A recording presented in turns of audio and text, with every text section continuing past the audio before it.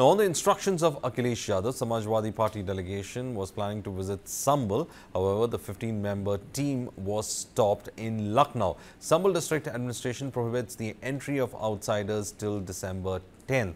Leader of opposition in the UP Assembly, Mata Prasad Pandey, also was part of the delegation and said that he had received a call from the Sambal DM asking the delegation not to visit Sambal. Security has been ramped up with police deployed outside the residence of the opposition leader Mata Prasad Pandey and other Samajwadi Party leaders. The district magistrate of Sambal has issued orders to Mata Prasad Pandey enforcing section 163 of the BNSS Act in the district. As part of the measures, entry of outsiders into Sambal has been strictly prohibited. The DM has emphasized maintaining law and order in the region. The SP delegation has been barred from entering Sambal to prevent any potential unrest.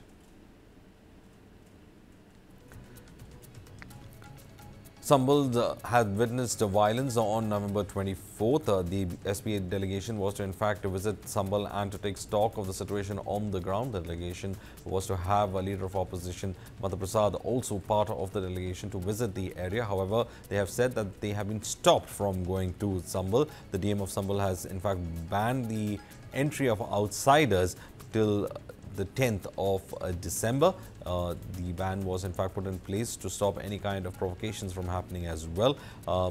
This has resulted in Sambal being completely isolated because of the situation on the ground. There is heavy police deployment in the area, while the police department officials are trying to convince the SP leaders and its team from not moving towards Sambal. Mata Prasad Pandey इस वक्त अपने घर से बाहर निकल रहे हैं। Sir, हम लोग अभी जस्ट पहुंचे हैं, भारी पुलिस बल तैनात है, क्यों रोका जा रहा है, क्या कहा जा रहा है आपसे? अब पुलिस से पूछिए क्यों रोक रहे हैं। आज आप लोग संभल जाने वाले थे? हाँ, जाने वाले थे। अच्छा, कितने लोग जा रहे हैं यहाँ से, क्या कार्यक्रम था? यहाँ से हमको जाना था, विधान परिषद के नेता विपक्ष को जाना था और हमारे प्रदेश अध्यक्ष, तो 3 आदमी यहाँ से जाने वाले। लखनऊ से जा रहे थे? हाँ, बस। अच्छा, कल रात से पुलिस बल तैनात है, कोई कम्युनिकेशन किया गया आपसे, कोई कोऑर्डिनेशन किया जा रहा है? देखिए, हमारा कल दिन में शाम को डीएम संभल का टेलीफोन आया था। उन्होंने कहा कि साहब, आप यहाँ स्थिति खराब हो जाएगी और आप अभी ना आइए, 10 के बाद आइए। लेकिन हमने डीजी साहब से पूछा था, डीएम से ज़्यादा डीजी जानते हैं परिस्थितियों को, तो डीजी साहब ने हमसे कहा था कि साहब, जब मैंने कहा उनसे, तो उन्होंने कहा 3 दिन के बाद आप जाइएगा। तो मैं रुक गया जिस दिन जाना था।